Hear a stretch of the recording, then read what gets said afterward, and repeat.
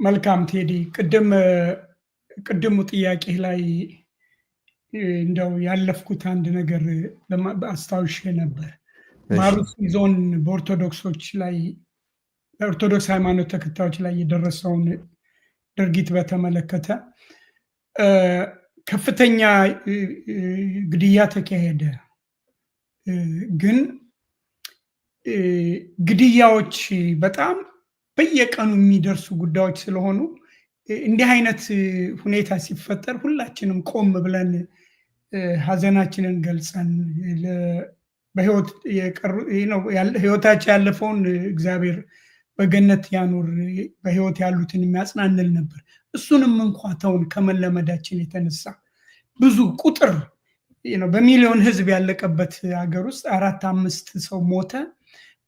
በቃ እንትን ሆኗል አሁን ለኛ እና አዝናለሁ እዛ ደረጃ ላይ በመድረሳችን። ግን በዚህ ሰዓት እንደው በዚህ አጋጣሚ እነዛ ህይወታቸው ያለፈውን ሰዎች ሳናስብና ስለነሱ ሳንቆረቆር ቀርተን አለመሆኑን የኦርቶዶክስ ተከታዮችም ሆነ የኢትዮጵያ ህዝብ እንዲገነዘበው ፈልጋለሁ። ቅድም ወንድሜ አንተ በጠየቀው በተለይ ትብብርን በተመለከተ ከመቼውም በበለጠ የታጋዮች ወይም ትግል ውስጥ ያሉ ፖለቲሻኖች የቅራኔዎች ደረጃንና የሚፈቱበትን ቅደም ተከተል ከመቼውም በበለጠ እየተገነዘብን ይመጣን ይመስለኛል። ድሮ የፖለቲካ ቅራኔዎች ለምሳሌ የስልጣን፣ የግዛት አወቃቀር፣ የኢኮኖሚ ተጠቃሚነት እነዚህ በሀገራችን ህብረተሰቦች ውስጥ የውስጥ የቅራኔ ምንጮች ሆነው እርስ በርስ ሲያተራምሱን የነበሩ ናቸው። እነሱ ላይ ብዙ እናተኩር ነበር ድሮ። አሁን ለሁሉም ግልጽ የሆነው የህልውና በተለይ የህዝብና የሀገር ህልውና ከማንኛውም በላይ ቀዳሚ እንደሆነ የመገንዘብና የሀገሪቱና የህዝቡ የህልውና መጠበቅ እስከሌለ ድረስ የፖለቲካውንም ሆነ ትልልቅ የፖለቲካ ጥያቄዎች ብለን የምንላቸውን ለምሳሌ የራስን እድል በራስ የመወሰን የእሱ አይነት ጥያቄ እንኳ ያለው ድርጅት ያንን ፖለቲካ ተግባራዊ ሊሆን የሚችልበት ተጨባጭ ሁኔታ ሊያኖረው አይችልም። የኢትዮጵያ አንድነትና የህልውናዋ እስካልተጠበቀ። ለምሳሌ ብዙዎቻችን እናውቀዋለን። ኤርትራ ዛሬ ከኢትዮጵያ ተገንጥላ ሀገር የሆነችው ኢትዮጵያ ጠንካራና የፈቀደች ሀገር በመሆኗ ነው። ላለፉት 30 ዓመት የሶማሌላንድ ከሶማሊያ ተገንጥያለሁ ራሴን የምችል ነኝ ብላ አገር መሆን አልቻለችም። ምክንያቱም የሶማሊያ መንግስት ሊያውቅ ስላልፈቀደ። የኢትዮጵያ አንድነት፣ የኢትዮጵያ ጠንካራና ሆና መውጣት፣ እንደ ሀገር መቀጠል የፖለቲካ ችግሮቻችንን የመፍቻ ቅድመ ሁኔታ ነው። ስለዚህ ትልልቆቹ ብለን የምንላቸው ለምሳሌ የግዛት ወልቃይትን የምንበለው፣ አዲስ አበባን የምንበለው፣ ድሬዳዋን የምንበለው አንዳቸው የሚሆኑ የፖለቲካ ጥያቄዎች መፍትሄ ሊያገኙ አይችሉም የሀገር ህልውናና የህዝብ ህልውና እስካልተረጋገጠ። ስለዚህ የሀገራችን ህልውና የህዝቡ ህልውና መቅደም አለበት። ለዚህ ነው ሁሉም እየተገነዘበው መጥቷል። ዛሬ የአማራ ኃይሎችም የኦሮሞ ኃይሎችም የትግራይ ወንድሞችም ሁሉም ትብብር አንድ የጋራ ግንባር መፍጠርና ይህንን ስርዓት ማስወገድ አስፈላጊ እንደሆነ እየተገነዘበው መጥቷል። ይሄ ስርዓት እስካለ ድረስ ያንዳችንም የፖለቲካ ፍላጎት፣ የፖለቲካ ፕሮግራም ተግባራዊ ሊሆን የሚችልበት አጋጣሚ አይኖርም። ስለዚህ መቅደም ያለበት ይህን ስርዓት ማስወገድ ነው። ይህን ስርዓት ለማስወገድ ደግሞ የጋራ የሆነ ግንባር መፈጠር አለበት። የጋራ ግንባሩ የሽግግር ሂደት ወይንም መንግስት የመመስረቻ ማዕቀፍ ማዘጋጀት አለበት። የሽግግር ሂደትን የሽግግር ፍትህን ሊያመጣ የሚችል ማዕቀፍ ማዘጋጀት አለበት። እነዚህን ሁኔታዎች ማሟላት ካልቻለ ግን እንደ 1966ቱ እንደ 2010ሩ ተጠላፊ ትግል ነው የሚሆነው፣ ወይንም ዘላቂ ለችግራችን ዘላቂ መፍትሄ የማያመጣ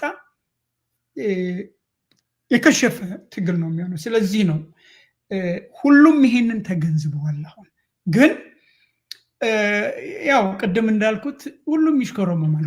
ቅድም እንዳልነው የኦጋዴ ግንባርም ትብብርን እንደሚፈልግ ገልጿል።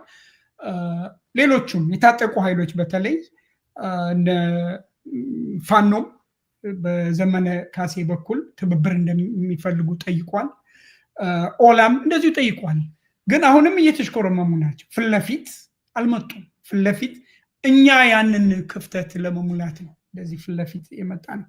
ተገናኙ፣ እናገናኛቸው፣ አንድ ላይ ሁኑና ይህንን ስርዓት አስወግዱ የሚለው ፕላትፎርም ላይ የምንሰራው ለዚህ ነው።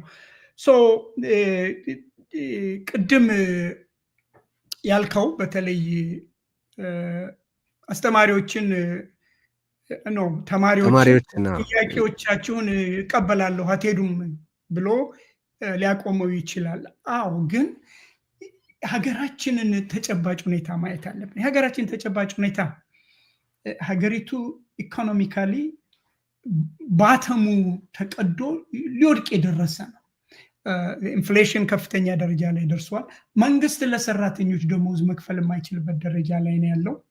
ቅድም እንዳልኩህ አስተማሪዎች መቅጠር ቀርቶ ያሉትንም ሪቴን ማድረግ ወይንም ይዞ ማቆየት ስለማይችል ሊመጣ የሚችለውን ጭንቀት አስቦ ነው የሶስተኛ ዓመት ተማሪዎችን ወደ ውጭ እንዲሄዱ ሰምታችሁታል። ብርሃኑ ነጋ ከአንድ ሳምንት በፊት የአስተማሪዎች እጥረት ይኖራል ወደፊት፣ ያ ነው የቀደመው። የሶስት ዓመተኛ ተማሪዎች አስተማሪ ትሆናላችሁ የሚለው ሳይሆን የቀደመው ናሬቲቭ በኢትዮጵያ ውስጥ የአስተማሪዎች እጥረት ይኖራል የሚለውን እንዲነገር አደረጉ። ከዛ ቀጥሎ ነው የሶስተኛ ዓመት ተማሪዎች መዝመት ያለባቸው የሚለው። ግን እጥረት ይኖራልም ደግሞ ለሚለው ኮዝ አለው። ምክንያቱም ደሞዝ መክፈልና አስተማሪዎችን ይዞ መቀጠልም አይችሉም፣ አዲስም መቅጠር አይችሉም። ይሄ የኢኮኖሚ ክራይሲስ የሚፈጥረው ስፓርክ እነዚህን ልጆች ወደ ቤታችሁ ግቡ አትሄዱም ብሎ ቢያስገባቸውና ወይም በየትምህርት ቤቱ አፍነው ቢይዘው ሌላ ስፓርክ ሌላ ቦታ መነሳቱ አይቀርም። የሚጭረው ነው። ህብረተሰቡ በቋፍ ያለ ሁኔታው ከሚገባው በላይ አብጦ የሚተነፍስበት ቦታ የሚፈልግበት ደረጃ የደረሰ ነው። ይሄ የኢትዮጵያ ተጨባጭ ሁኔታ ነው። ኢኮኖሚካሊም ፖለቲካሊም ይሄ ነው ያለው ሁኔታ። ሳም ስፓርክ ሳምዌር ይቀጥላል። ከዛም ሌላ ደግሞ ተማሪዎቹ የሌላው ህብረተሰብ አባል ናቸው። አባቶቻቸው አስተማሪዎች ናቸው። አባቶቻቸው ገበሬዎች ናቸው። አባቶቻቸው እናቶቻቸው ሴም ሳይክል ውስጥ ያሉ ችግር ውስጥ ያሉ የህብረተሰብ አካሎች ናቸው። በአጋጣሚ እነዚህ ተደራጅተው በአንድ ቦታ ያሉ ስለሆኑ ነው እንጂ ችግሩ እንደ ምክንያት ሆኖ አስወጣቸው እንጂ እየተብሰለሰለ እየተብላላ ያለ ችግር ነው። አያቆምም። ከዚህ በኋላ የሚመለስ ነገር የለም። አሁን እኛ ማተኮር አለብን ብዬ የማምነው እነዚህ የተቃዋሚ ኃይሎች ጠንካራ ግንባር ፈጥረው ይሄንን ስርዓት ሊጥል የሚችል ሙቭመንት ማካሄድ አለባቸው። ግን መጣል ብቻ ሳይሆን ሊተካው የሚችል በዘላቂነት ኢትዮጵያን ወደ ሰላም፣ ደህንነት እና የኢኮኖሚ እድገት ሊያበቃ የሚችል ስርዓት ሊፈጠር የሚችል የሽግግር ሂደት ውስጥ ሊያስገባ የሚችል አደረጃጀት የግድ ያስፈልጋል። እቅድ ፕላኑ ተነድፎ ተዘጋጅቶ ፍሬምወርኩ ማምን እንደሚሆን መገለጽ ላይኖርበት ይችላል። ግን ፍሬምወርኩ ተዘጋጅቶ መቅረብ አለበት። ይሄን ነገር ለማድረግ ደግሞ የሚችሉት ሁሉም የሚገኙበት ሁሉም ብሔር ብሔረሰቦች፣ ታጋዮች፣ ድርጅቶች፣ በሰላማዊ ትግል ያሉ የፖለቲካ ፓርቲዎች ሁሉም የተባበሩበት ሀገራዊ ኮንቬንሽን የሽግግር ኮንቬንሽን መፈጠር አለበት። ያን ለመፍጠር ግን ይህን ስርዓት ማስወገድ አለ። አስወግደን ቫኪዩም ውስጥ እንዳንገባ መገንዘብ ያለብን አለ። ለምሳሌ የታጠቁ ኃይሎች ትልቅ ሮል አላቸው። ኢንክሉዲንግ በስልጣን ላይ ያለው ወታደርም ሮል አለው። የሀገሪቱን ጸጥታ የማስከበር ሮል ኃላፊነት አለባቸው። ሊሞሉት የሚችሉት አስተዋጽኦ ይኖራል። ያን እንዳለ በታዋቂነት ይዘን ግን የፖለቲካ ቫኪዩም እንዳይኖር መዘጋጀት እና የአብሮነት ይህንን ክፍተት ለመሙላት ነው እየሞከረ ያለው።